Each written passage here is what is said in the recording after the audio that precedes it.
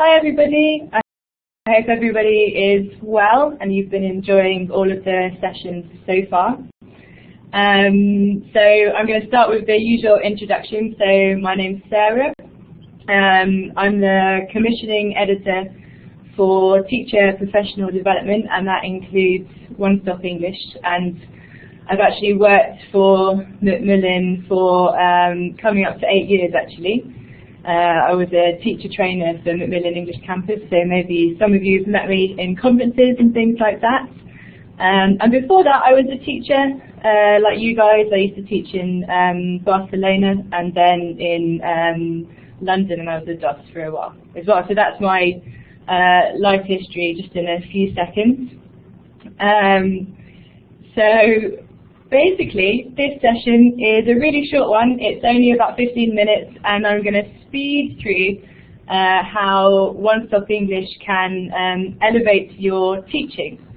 So I'm aware that most of you will have heard of Onestopenglish before, but I'm just going to give you a tiny overview of what it is just to begin with. So for me, Onestopenglish is really a delicious set of ingredients. So it's a delicious set of ingredients to make some excellent lessons and to help you with your class planning. So hopefully a lot of you have already had your lunch and this isn't making you too hungry.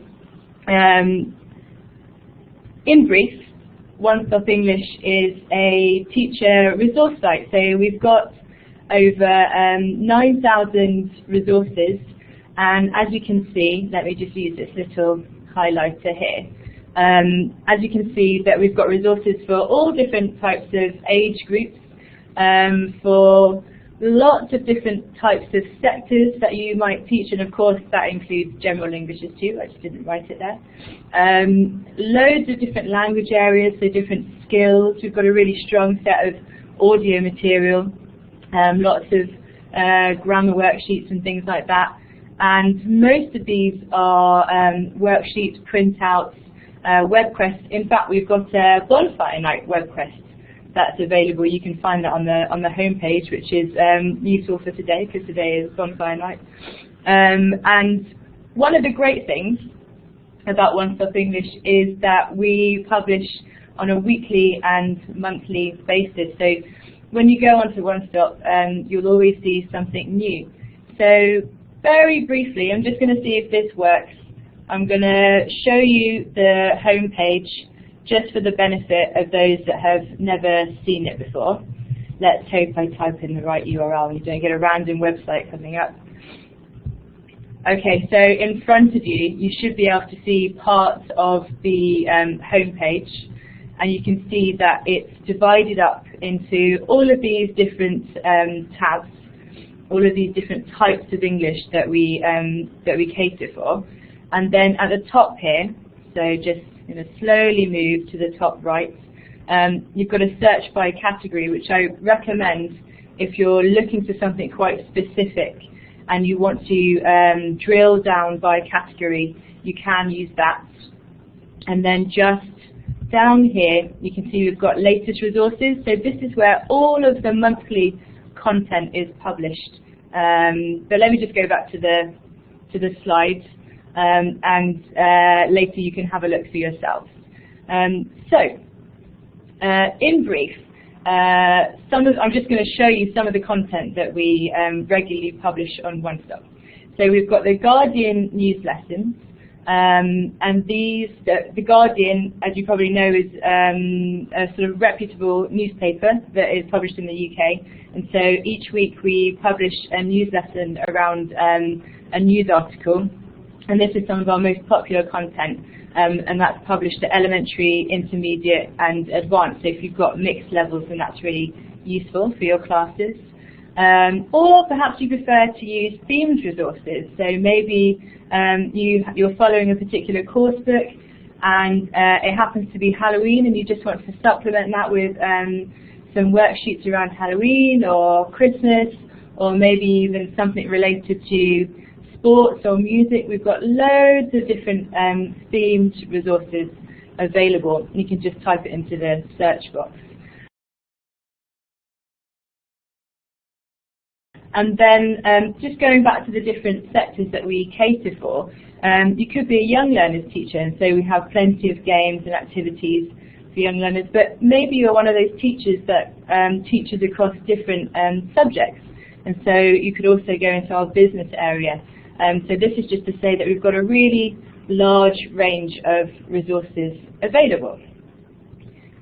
So what else is Onestopenglish? So let me just ask you a quick question and just say, do any of you already use Onestopenglish? So if you do, then just type in yes, and if you don't, then type in no. Okay, so we've got quite a lot of yeses there. That's really good to see. A few no's, so hopefully that little explanation in the beginning has been useful.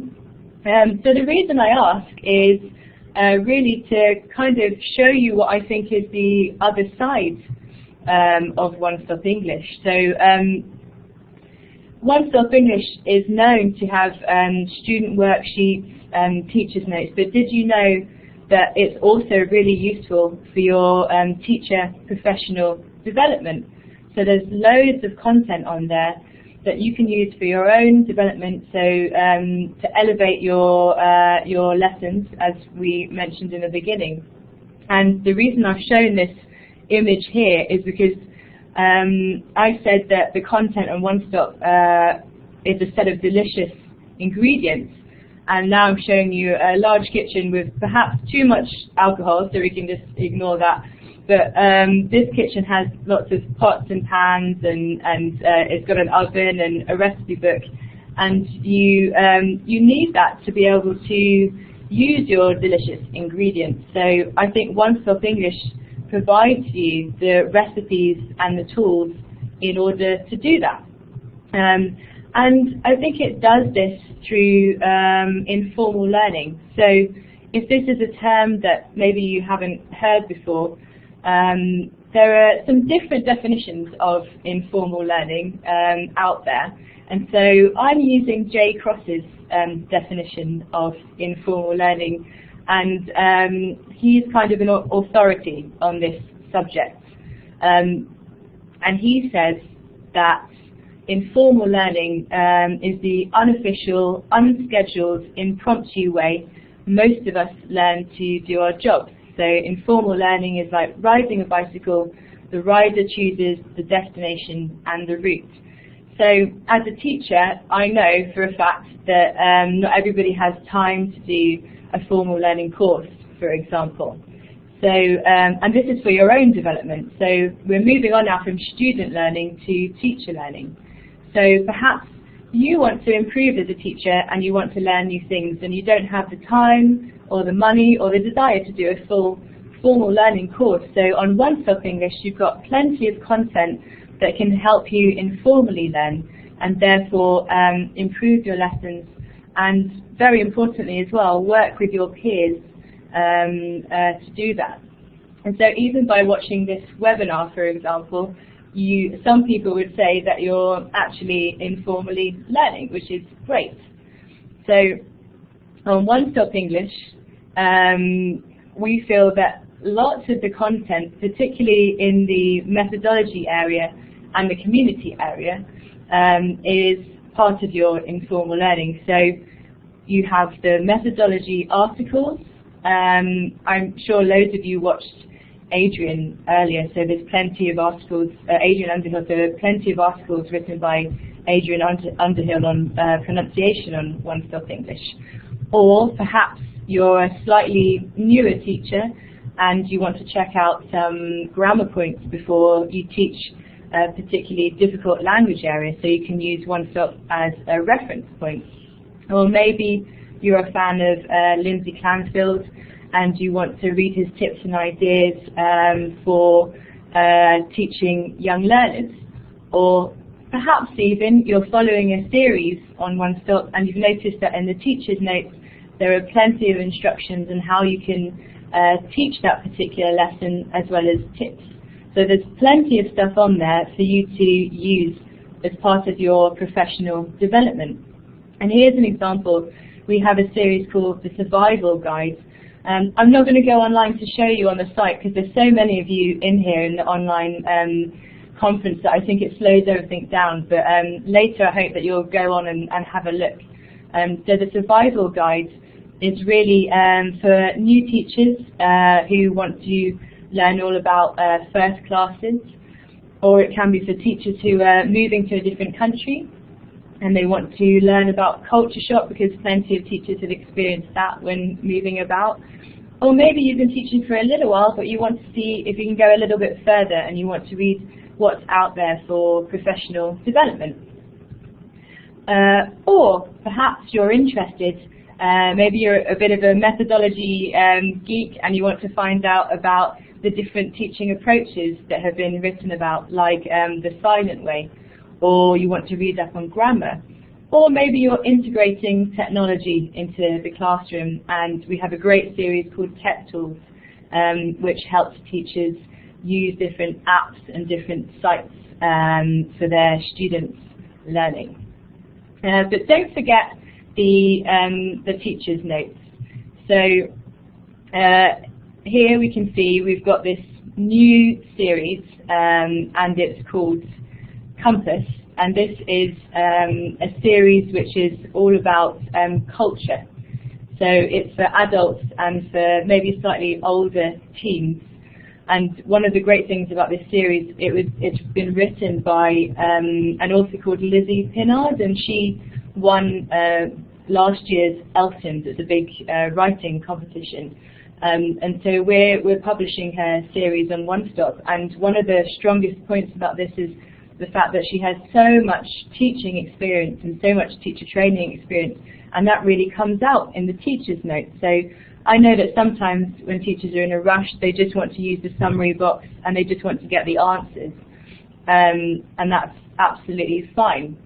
But don't forget that you've got the suggested instructions, and you've also got these little, you might not be able to see it very well, but there's these little teaching tip boxes, and we've started to label them with these little icons, and it tells you whether it's a tech tip, a teaching tip, or maybe a language tip. And it's not just confined to that particular lesson plan, it's there to help you for other lessons as well.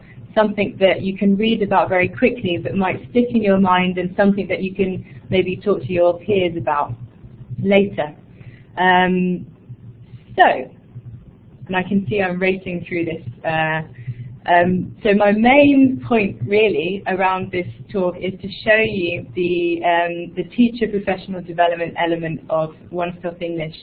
And I thought one of the clearest ways of showing you was to use Kolb's experiential learning cycle.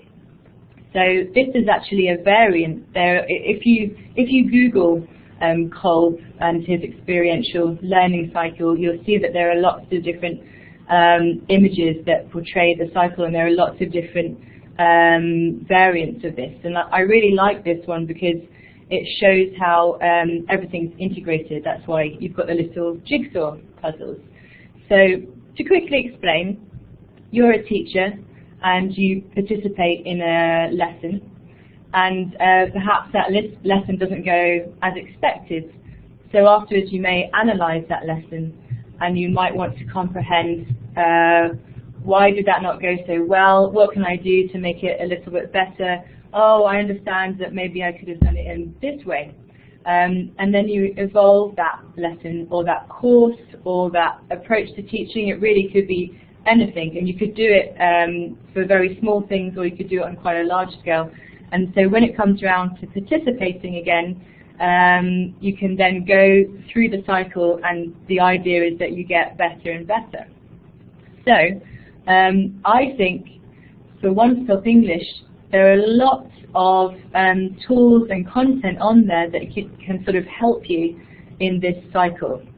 So you can comment on the site with your peers, and you can contribute with your own lesson ideas. You can use social media we have a Facebook and a Twitter feed to discuss your teaching ideas. You can use the reference articles on OneStop to understand why things are happening, as well as the methodology. And here it's hidden a little bit, but you can use the tips and ideas and the lesson plans, obviously, to improve and to keep on going, basically. After all, most people who are teaching want to develop and they want to get better at it. So my suggestion to you is to go on to Onestopenglish. It's to check out the free 30-day trial. So if you go onto the homepage, right at the top, you can access the link that says free 30-day trial, and that gives you don't have to put in any card details or anything like that. You can access all of the resources, check it out for yourself. Definitely have a look at this community and methodology section, and of course submit your own lesson ideas. We have a lesson share competition, and if you win, we edit that lesson and we publish it onto the site, so it's quite exciting. And that's it. So thank you very much for watching and for listening, and I just want to leave you with a picture of the team. You can see Henry there as well in the photo. And yeah, I'm around as well if you have any questions at all about this session or Onestopenglish. So thanks very much. Can people? Oh, yeah, I'm back. So now's just time for a few questions. If you want to write in the chat box if you've got any questions to ask of Sarah while she's with us, please take the opportunity to do so now, and we'll pick out the best ones from the chat box if we manage to spot them as they whiz past. But it's mainly nice comments coming in right now. So my colleague Edwin has been sharing a lot of the links that you'll need to go onto Onestopenglish and access those resources as well. So please do click on them and go and explore. Let's see, do we have... There was a question about OneStop, I think. Somebody asked if any of it is free permanently. And that's a really good question. So there is a section of resources on OneStop that is permanently free. The best thing to do is, well, actually, it's when you click on a link, if you can't get into the resource and know it's not free. So the first resource in each series is always free as a kind of taster. So you can view lots of the resources without subscribing. But if you have the 30-day free trial, then why not go and have a look at all of them. But thanks very much for your lovely comments as well. Okay, let's just see if there's any more questions before we let Sarah go, and then I can share the certificate with everyone. I've seen a few questions about that already, of course. Okay. Sarah, is there anything else you'd like to add before we let you log off? No, not at all. Just thanks very much again for coming along. Thanks to Sarah. Okay, Sarah. So goodbye for Sarah. You can turn your camera off, and I'm going to stop the recording, and we are